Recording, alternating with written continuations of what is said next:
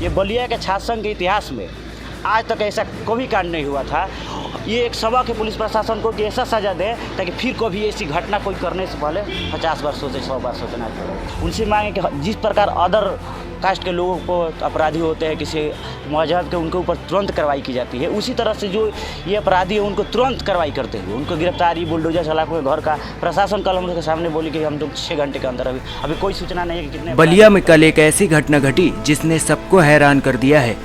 UP में CM योगी और UP police के गुंडागर्दी माफियागिरी खत्म करने वाले तमाम दावों के बीच इस घटना ने सच्चाई सामने लाकर पटक दी है। एक छात्र नेता की दिन दहाड़े हत्या कर दी गई, वो भी पुलिस चौकी के आसपास, कई गंभीर सवाल खड़ा करता है। आपको बता दें, बलिया शहर के एससी कॉलेज के सामने मंगलवार की सुबह परीक्षा देकर निकल रहे छात्र नेता पर चुनावी रंजिश के चलते लाठी डंडे से लैस हमलावरों ने हमला कर दिया। बीच बचाव करने आए साथी की भी पिटाई कर दी। दोनों को अधमरा छोड़कर भाग निकले। पुलिस चौकी से महज 500 मीटर की दूरी पर हुई थी ये घटना। इस घटना से जिले में खलबली मची हुई है।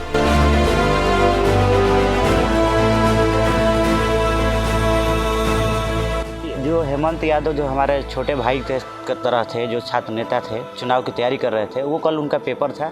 वो पेपर दे के जैसे वो निकले हैं, पहले से घात लगा के बैठे हुए जितने भी वो उनको पहले से जो अपराधी थे उनको घेर कर मार कर और वह बैट बल्ला बहुत चीज़ों से मारने का काम किए, वही घायल हो गए। और आधे घंटे तक वहाँ लड़ाई चली है। कोई वहाँ उसको न बचाने आया, न पुलिस प्रशासन, कोई नहीं आया और बुरी तरह से लहलुहान हो गए। बाद में कुछ छात्र नेता जो वहाँ पे जनता जो थी वो उसको उठा कर लेकर हॉस्पिटल गए। हॉस्पिटल ले जाने के बाद फिर वहाँ से रेफर कर दिया गया और मऊ में उसकी मृत्यु हो गई। कितनी दूर थी वहाँ से घटना? पुलिस तो मात्र 200 से 300 किलोमीटर वहीं पुलिस चौकी है, वहाँ पे मीटर नहीं आएगी।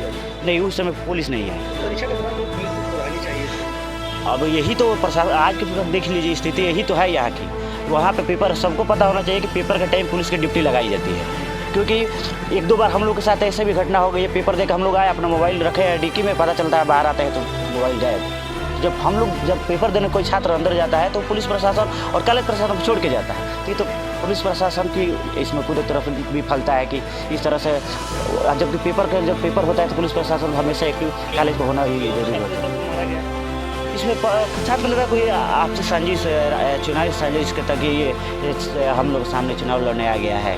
एक वो होता है कि अपने जातीय दुष्भावना की वजह से उसको मार दिया गया है।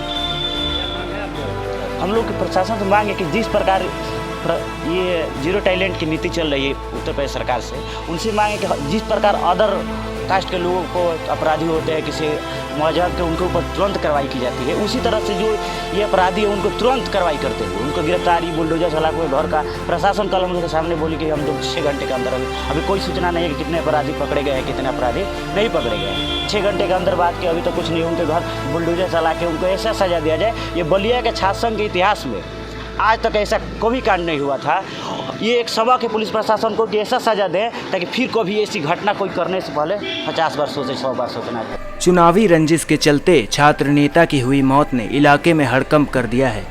वहीं परिजनों की तहरीर पर 9 लोगों पर नामजद मुकदमा दर्ज किया गया है। चौकी प्रभारी को निलंबित भी कर दिया गया है। मौत की खबर लगते ही पोस्टमार्टम हाउस पर सपा जिला अध्यक्ष राजमंगल यादव सहित सैकड़ों छात्र व परिजनों की भीड़ जुट गई। छात्र नेता आरोपियों की गिरफ्तारी के बाद ही शव के पोस्टमार्टम कराने की मांग पर अड़ गए हैं। इसे लेकर पुलिस और छात्र नेताओं में तीखी नोकझोंक भी हुई।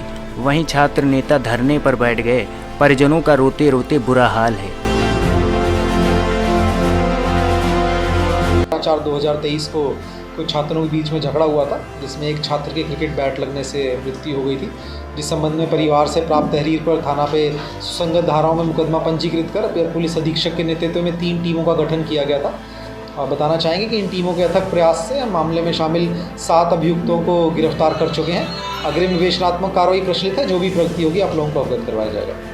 किस वजह से झगड़ा हुआ था, क्या वजह थी? पूर्व में इन लोगों का आपस में झगड़ा हुआ था, जिसमें जिस व्यक्ति की मृत्यु हुई है वह अभियुक्त था, उसके खिलाफ चार्जशीट लगी थी।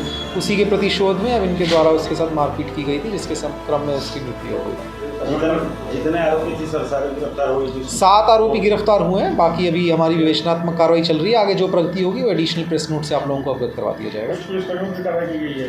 एक चौकी प्रभारी को निलंबित किया गया है और प्रकरण की एक प्रारंभिक जांच का आदेश दिया गया है राजपत्रित अधिकारी द्वारा। जो भी उसमें आएगा उस संबंध में भी आप लोगों को अवगत करवाया जाएगा।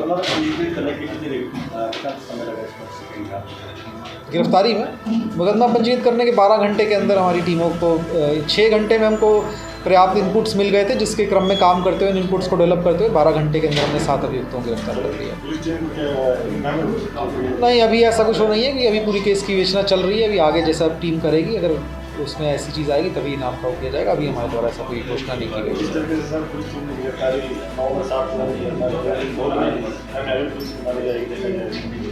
पुलिस ने काफ़ी मेहनत की। कल सारी रात लगातार बिना सोए लगातार जब से मुकदमा पंजीकृत हुआ है तो हमारी टीम बिना सोए तब से अभी तक लगी हुई है। उन्होंने उनके अथक प्रयास का ही नतीजा है कि हम 7 मुलजिमों को जो कि भागने की फिराक में थे उनको गिरफ्तार कर पाएँ।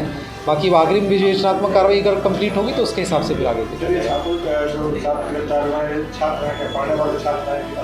इनमें से एक व्यक्ति को छोड़ के बाकी सब स्टूडेंट्स हैं। जो एक व्यक्ति है उसने पिछले साल ही अपनी कॉलेज एजुकेशन कंप्लीट की है।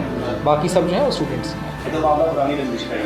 जी, इससे पहले एक मुकदमा हुआ था जिसमें जो मृतक हैं उनके खिलाफ वह अभियुक्त थे, वो चार्जशीट भी हुए थे, उस केस में गिरफ्तार हुए थे, चार्जशीट हुए थे। उसी के प्रतिशोध में अब इनके द्वारा